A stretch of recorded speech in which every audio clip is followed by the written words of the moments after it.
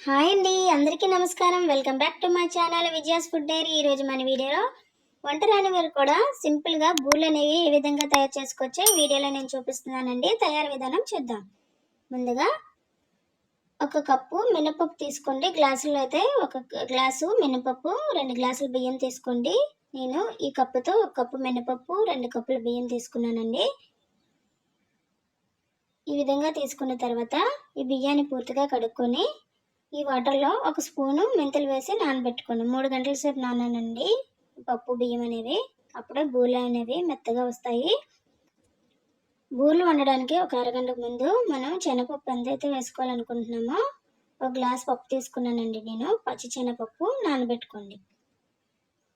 ఇది పూర్తిగా నానిన తర్వాత కుక్కర్లో పెట్టుకోండి. పప్పు అనేది వాటర్ వేసుకొని ఇప్పుడు ముందుగా నానబెట్టుకున్న పప్పు బియ్యాన్ని మిక్సీలో వేసి ఇలా బరకగా పేస్ట్ చేసుకోండి.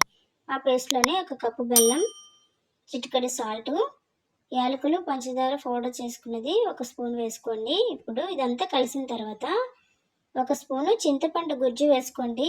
ఇది వేయడాన్ని బూరెలు అనేవి చాలా టేస్ట్గా ఉంటాయి, క్రిస్పీగా కూడా వస్తాయండి బయటన తోపు అనేది. దీన్నంతా వేసేసి పూర్తిగా కలిసేలాగా ఇలా ట్యాప్ చేస్తూ ఈ పిండిని చేత్తో ఈ విధంగా కలుపుతూ ఉండండి. ఒక 10 నిమిషాలన్నా కలుపుకోవాలండి. ఇలాగా పిండి అనేది ఈ విధంగా ఉండాలి. బెల్లం సరిపోయినట్టయితే కొంచెం బెల్లం వేసుకోండి. ఇది పక్కన పెట్టుకొని ముందుగా కుక్కర్లో వాటర్ వేసి ఉడికించుకున్నాం కదా పప్పు, చూసారా ఎంత మెత్తగా ఉడికిందో. ఈ పప్పులో ఏమైనా వాటర్ ఉంటే ఆ వాటర్ని వంపేసుకొని ఈ పప్పుని ఈ విధంగా కొంచెం బరకగా కొంచెం ముద్దలా చేసుకోండి. చేతితో ఇలా మెదిపినట్టయితే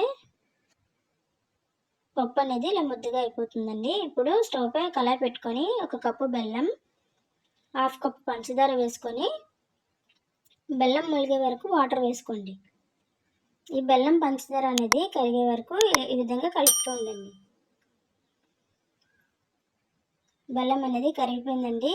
ఈ స్టేజ్లోనే మీరు ఏమైనా ఇసుక ఏమైనా ఉంటే ఫిల్టర్ చేసుకోండి.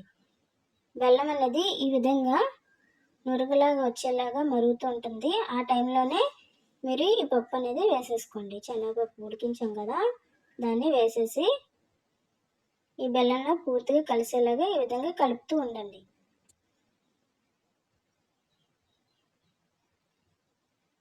కలుపుతూ ఉండాలండి, లేకపోతే అడుగు పట్టేస్తుంది.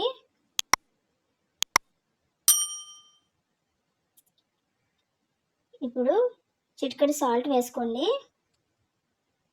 యాలకులు, పంచదార పౌడర్ చేసుకున్నాం కదా, అది ఒక స్పూన్ వేసుకోండి.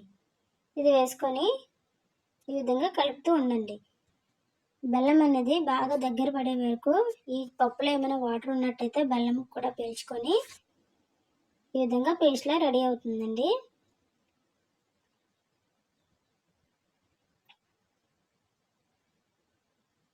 దగ్గర పడుతుంది. ఇంకాస్త యాలకుల పొడి కూడా వేసుకోండి.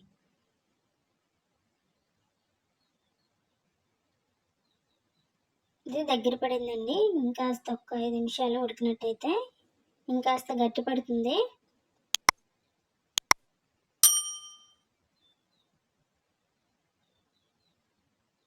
అంతే, అయిపోయిందండి. ఇప్పుడు స్టవ్ ఆఫ్ చేసుకొని పక్కన పెట్టి చల్లగా అయ్యే వరకు ఇలా వదిలేయండి. స్టవ్ పై కళాయి వేసుకొని ఆయిల్ వేసి హీట్ చేసుకుంటూ ఉండండి. ఇది పూర్తిగా చల్లారిన తర్వాత చేతికి ఆయిల్ రాసుకొని ఇలా ఉండలుగా చేసి పక్కన పెట్టుకోండి. పూర్ణం అనేది చూసారా ఎంత చక్కగా వచ్చిందో.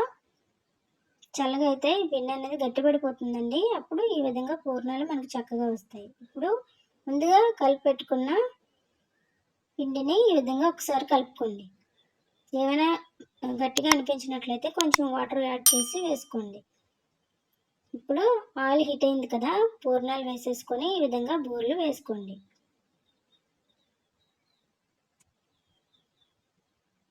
అంతేనండి, బయటన క్రిస్పీగా లోపల సాఫ్ట్గా ఉండే బూరెలు రెడీ అయిపోయాయి. దీంట్లో నెయ్యి వేసుకొని తిన్నట్టయితే సూపర్ టేస్ట్గా ఉంటాయండి.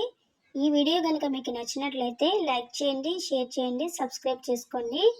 ఇలాంటి మరెన్నో వీడియోస్ కోసం నా ఛానల్ని ఎప్పుడూ వాచ్ చేస్తూ ఉండండి. Thank you for watching.